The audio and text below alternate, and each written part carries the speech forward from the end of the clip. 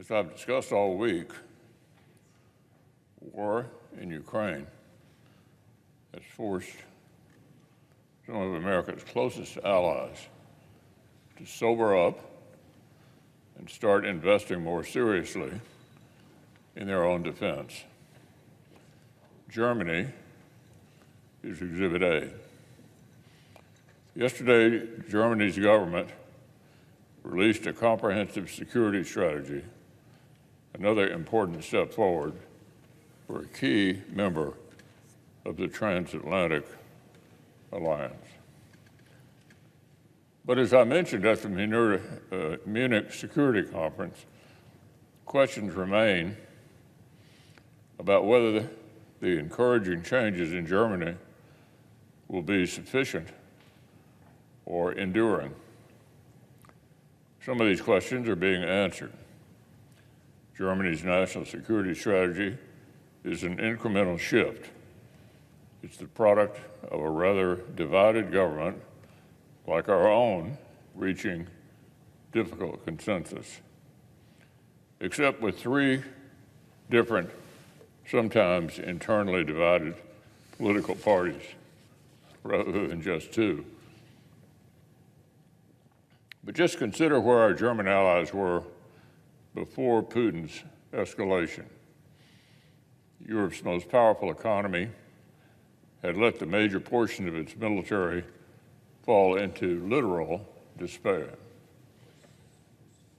just completely disrepair. German military spending reached barely halfway to NATO's member target of 2% of GDP. And the country's precarious reliance on Russian energy was actually only increasing.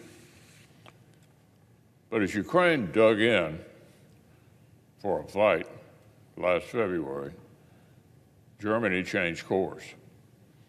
In the last 18 months, Berlin has made major contributions of key lethal capabilities to the Ukrainian cause and is on track to provide even more.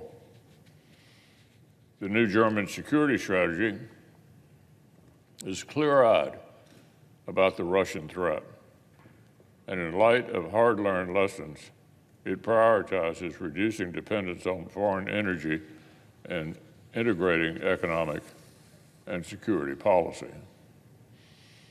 As Foreign Minister Babrock put it this week, we paid for every cubic meter of Russian gas twofold and threefold with our national security. None of us should want to make the same mistake when it comes to Beijing.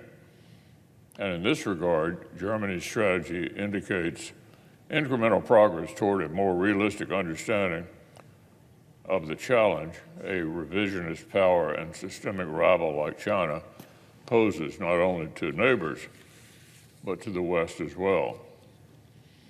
Germany's governing coalition continues to debate its approach to the PRC, and answers to how Germany plans to manage it are still forthcoming.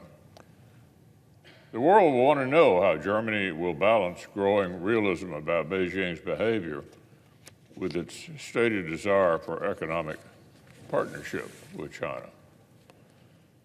They want to know what Germany is prepared to do to assist vulnerable Asian countries who are the most threatened by the PRC's military aggression, espionage, and economic or diplomatic pressure.